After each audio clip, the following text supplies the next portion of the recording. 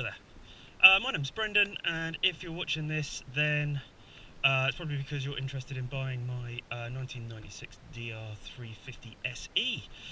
I didn't know how to do this, so I had a look online at ways to check a bike. I thought it might be helpful for you guys out there if I did this. So I went to Visor Down and they gave a 10-point list of things to check.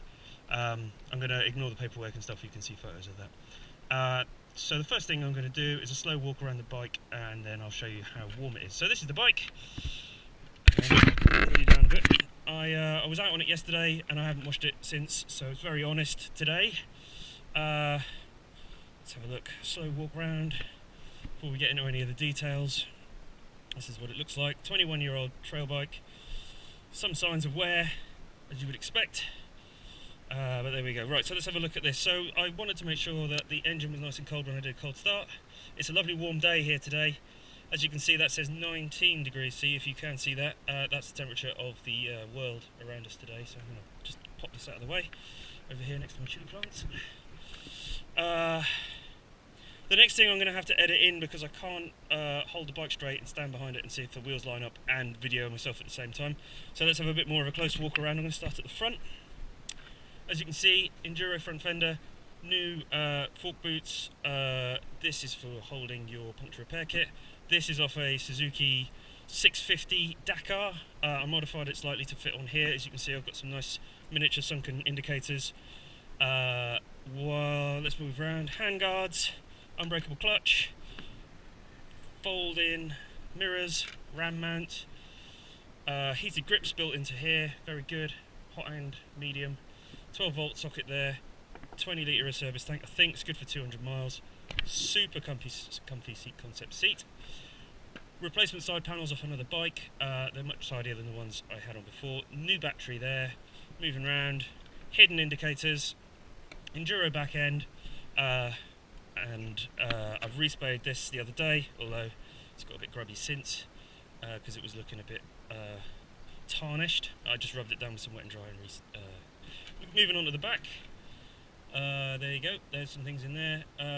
Of all the things on this bike, there's a few things that aren't perfect. For instance, if you look right in here, the stopper for bottoming out on the suspension is a little bit perished. You probably wouldn't see that even if you did a test drive, but I want to be nice and honest. There's little bits of surface rust, nothing to bother the MOT, it's all fine, all perfectly stable. If you know, you could probably repair it, but I've not done that. This is a twin petcock tank. So if you put this one on off position, you get a reserve, which is dead handy because there's no fuel gauge on these bikes. A few scratches around here, but everything works as it should. Oh, it's got heavy duty clutch springs and an EBC clutch kit in there from a little while ago. I don't think I put that on the ad. And it's got a custom clutch cable as well. I can't think of anything else here that needs to be talked about. So then if we look at tyres, discs, chain and wheels. Tyres are both Mefo Explorers. Much less than 1,000 miles old. Brakes are good. Both just had new liquid in them. Fluid, that's the word I was looking for. And they're fairly smooth. I'm not sure how many miles have gone on those discs, but they're still fine. Wheels have done as many miles as the bike, so they've got the odd scuff, but they're perfectly serviceable.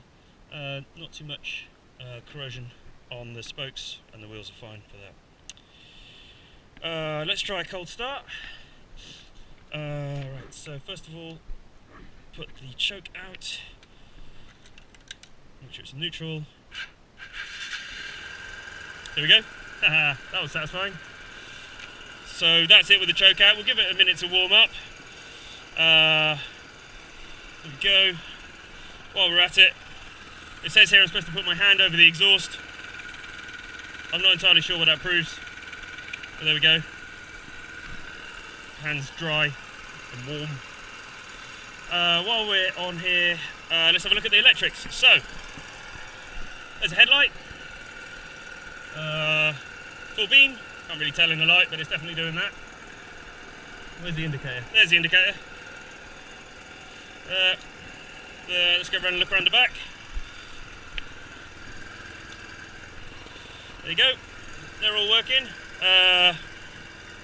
Horn. Like anyone ever uses a horn. Make sure that's set how it's meant to. Oh, and brakes as well. How am I going to show you this? This is going to be a bit tricky. I don't know if you're going to be able to see that. There you go. And let me pump the foot as well. That's not very easy to do while I'm filming. There you go.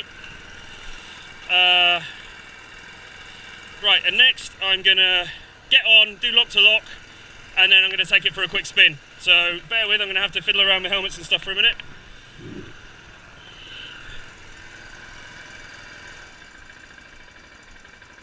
I might be a bit soon, but I don't want you to be hanging around all day watching this.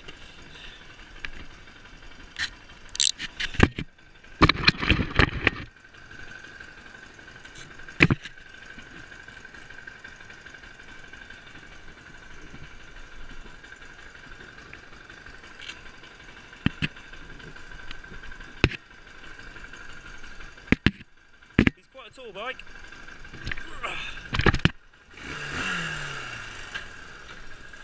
Hang on, let's do the steering thing first.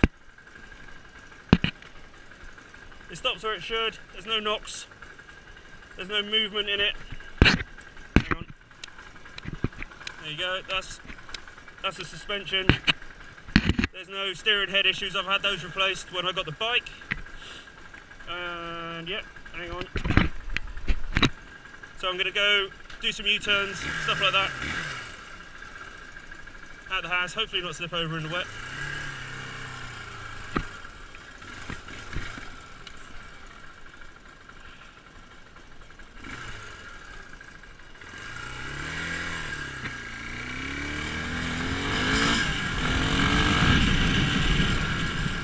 Here we go, testing the brakes. Front brake only. Back brake only. Did a bit of a skid then, I think. Second, third.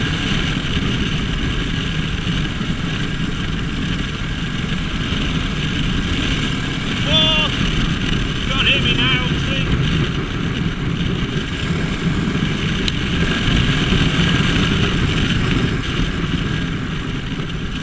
Sure.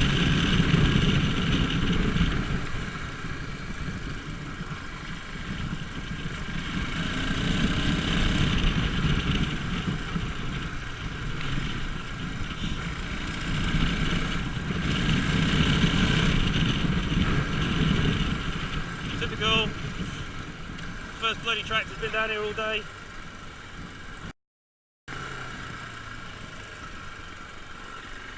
Here we go. No steering head problems at all. Slight crackle on D-cell, you may notice.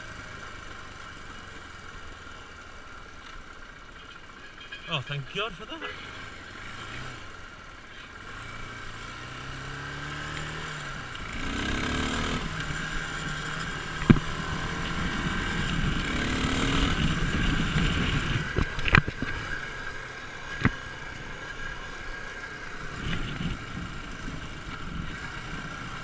Hopefully not going to run into too many people down here.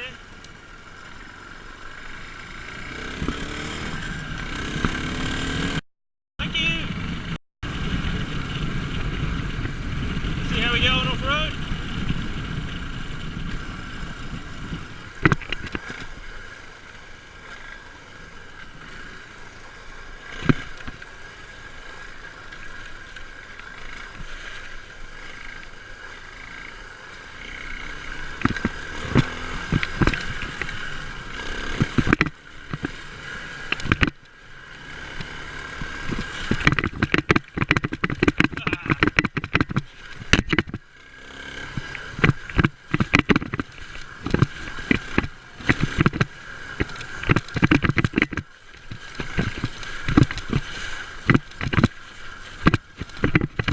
Well, she's going to need a wash now.